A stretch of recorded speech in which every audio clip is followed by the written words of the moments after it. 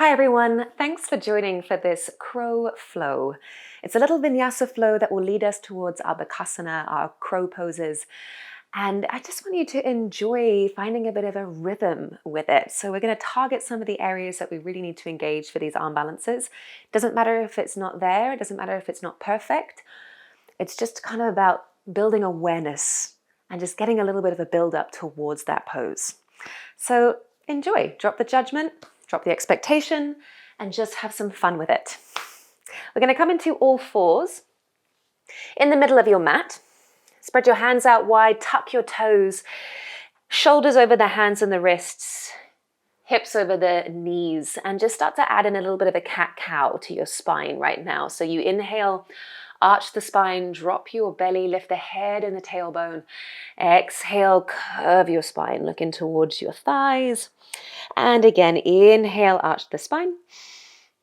Exhale, curve the spine. Just keep moving that way.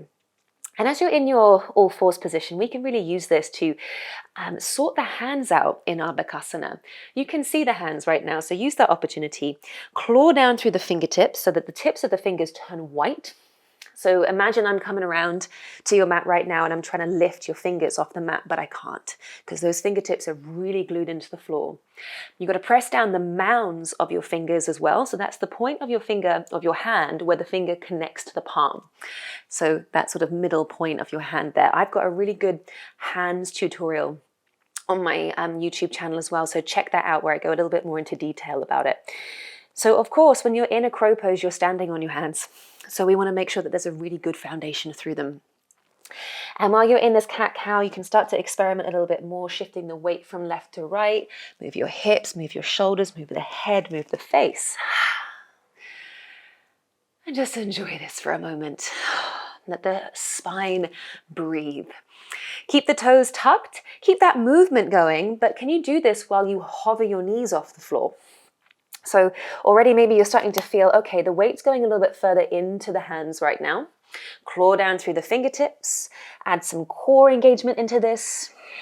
Imagine you're hugging a brick in between your thighs and just continue that movement. Maybe you want to make it a little bit bigger right now. Rock your bum forward and back. If you need to lower the knees to the floor, that's totally fine. But if you want a little bit of a challenge, then lift the knees off the floor. And eventually let this grow so that you end up in a downward facing dog. Lift the hips, keep the knees slightly bent, keep that ripple going forward and back. So you can ripple forward more in towards a high plank. And then exhale, ripple further back into downward facing dog. As many of those as you wish. Maybe they slow down slightly so you can really articulate the spine. And then exhale back into down dog. Eventually find your downward facing dog, stay there and just pedal out your heels one at a time. Shift the weight left to right. Is that engagement through the hands still as it was before in all fours position? Claw down through the fingertips, press down through the mounds of the index finger and the thumb and push. You get a really good push out of those hands. Relax the head and the neck. From here, we're going to take it into tiger dog that will lead us into some knee taps. Now, tiger dog is pretty much downward facing dog, only you take your feet out a little bit wider and then bend your knees. So bend the knees more, so you end up just getting a little bit more of a pounce. So we're going to keep coming back into tiger dog on your exhales. So inhale, bring your right knee forward towards the back of the right tricep. Exhale, back into tiger dog. Other side. Left knee forward towards the back of the left tricep. Exhale, left foot back. This time, try directing your right knee towards the back of the right wrist. So it does make a big difference where you bring the knee against the arm. Exhale, take it back into tiger dog. Left knee towards the back of the left wrist. Step it back, tiger dog. Right knee towards the back of the right elbow. Step it back, tiger dog. Left knee towards the back of the left elbow. So we're just sort of climbing up and down the arm. Now, the next time you do it, get that right knee up as high as you possibly can. Really bring it forward and up. Step it back, tiger dog. Left knee forward towards the back of the left arm, maybe even up towards the armpit. And step it back. Easier said than done. Now, bring it forward into high plank. Zip the legs together and lower your knees to the floor. Sit your bum to your heels. Take a moment in child's pose. Turn the palms up towards the sky. Drop the forehead to the ground. Take a nice deep breath into the back of the body. Exhale through the mouth. And again, inhale. Exhale. Plant the hands back onto the floor and come back into all fours position. We're going to protract and retract the upper back. So protraction is when you separate the space between the shoulder blades and you pretty much make like a dome shape, right? So the way that we do cat-cow. Retraction is you drop the chest and you wing the shoulder blades together without bending the elbows. So you lift the chest to protract and you dip the chest to retract. So just keep that going either with the knees on the floor or knees off the floor. If you're going for knees off the floor, really squeeze your glutes and zip the legs together. So we can go protraction and retraction without bending the elbows. How much mobility can you find in your shoulder girdle right now? Your scapula. Take a couple more. And then again, you can lower the knees down. Take a little breather. Rock it forward and back. You can find that protraction as you round forward and the retraction as you rock it back. And then eventually come back into downward facing dog. And start to walk your feet and your hands a little bit closer together. So you're in a forward fold, bend the knees slightly, a little bit more ragdoll style. Rest the hands onto the floor. Maybe you need to hold on to the ankles instead. Relax the weight of the head. And then we're going to come up into Arda Uttanasana 3 times. Either rise up onto your fingertips or bring your hands onto your shin bones, but then pull the crown of your head forward and find a tabletop shape in your spine. Exhale, belly towards your thighs. Relax all the way down. Twice more. Inhale, take it forward. Exhale, take it back. On this last one, I really want you to watch where your gaze is going. As you rise up onto your fingertips, look forward towards the top of the mat. And exhale, belly to your thighs.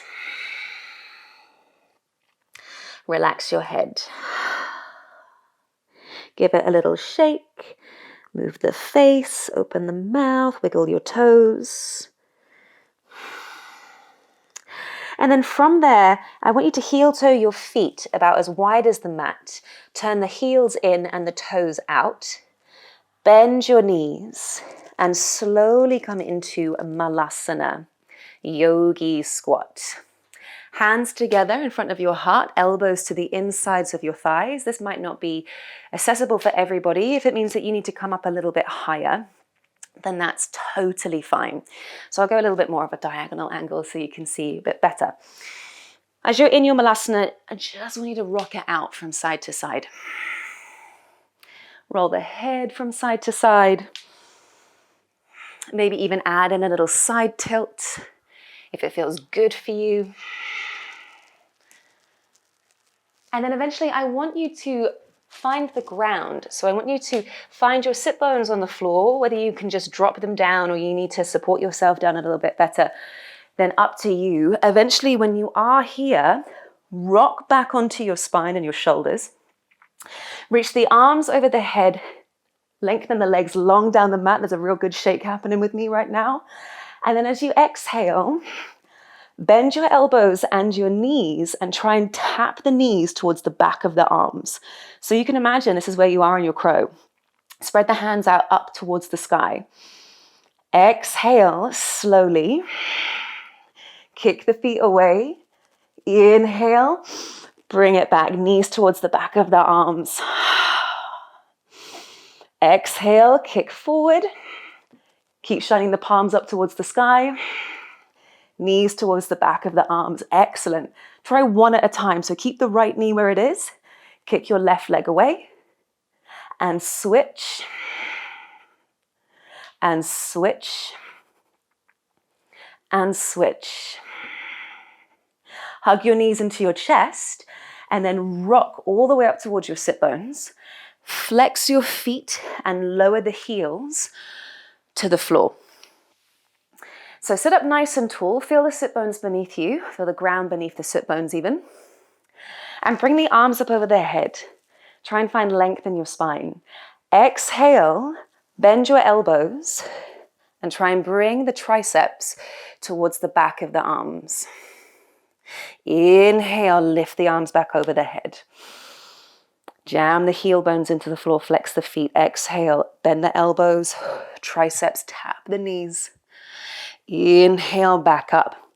Now we're really trying to avoid the knees going around the outsides of the arms. We're trying to get them right onto the backs of the arms. So that's what I want us to get used to here.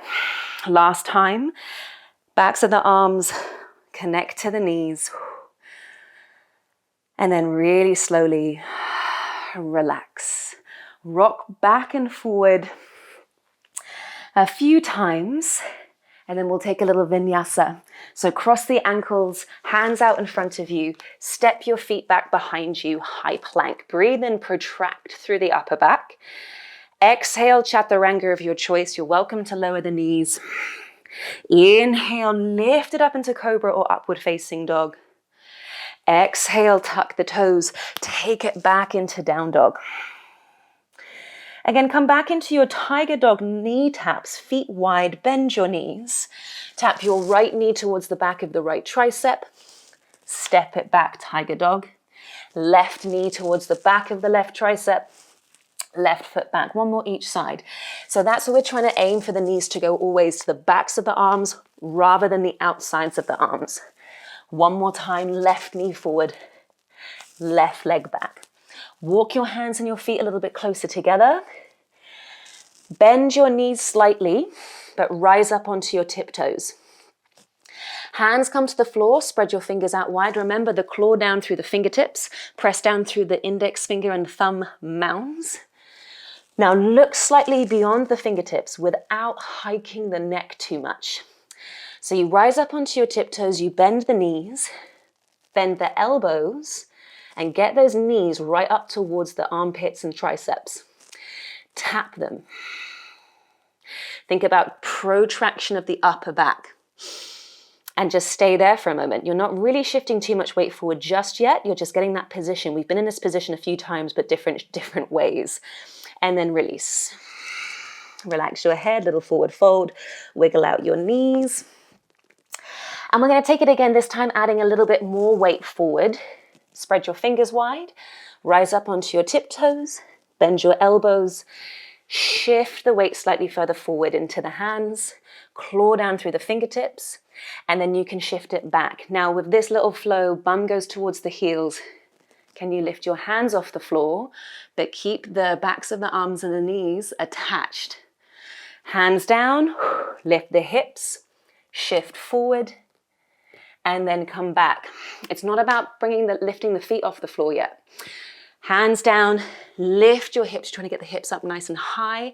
So when you shift forward, it's easier for the feet to come off the floor. If you leave your bum back there, it's going to be much heavier to lift the feet. One more time. Maybe this time you lift one foot and down. Lift the upper foot. Shift forward. The hips going higher is really important to get that lift. So you can either just keep shifting the weight forward and back. You can lift one foot up at a time, or maybe it's time to lift both of the feet off the floor, hips high, knees to the backs of the arms. Feet might lift. If you've got the feet off the floor, connect the toes. Exhale and drop it down. Take a couple of those if you want, or maybe one is enough, and you'll go back to shifting the weight a little bit further forward and back. Up to you. If you have the feet off the floor and you can take a jump back, you can take that jump back, or you step the feet back behind you whenever you're ready. And you can move through a little vinyasa. Exhale, take it back into downward facing dog. Let's all just finish off with one nice long vinyasa, a nice slow one. Inhale, ripple forward, high plank. Exhale, chaturanga. Inhale, cobra, squeeze your bum, lift your hip, lift your chest. Exhale, back into a child's pose. Turn the palms up towards the sky. Rest the hands, rest the head, and come into your breath.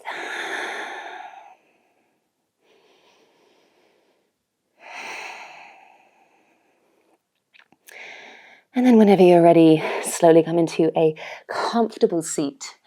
It can be cross-legged, it can be kneeling. Shake out the arms, rotate the wrists and wiggle the fingers. And you can place the hands somewhere on your body just to finish off here. Drop the judgment, drop the pressure, drop the expectation. These things will come in time as we build strength and confidence and awareness to our bodies. It's all practice and it's all coming. One more breath in. Exhale. Well done. Thank you for joining for this little crow flow. If you enjoyed it, please let me know in the comments and subscribe and share it around. And if you want to experience any more of my stuff, maybe some full vinyasa flows, then I've got a lot on my website, alicetrowyoga.com. As always, thank you again and have a great day.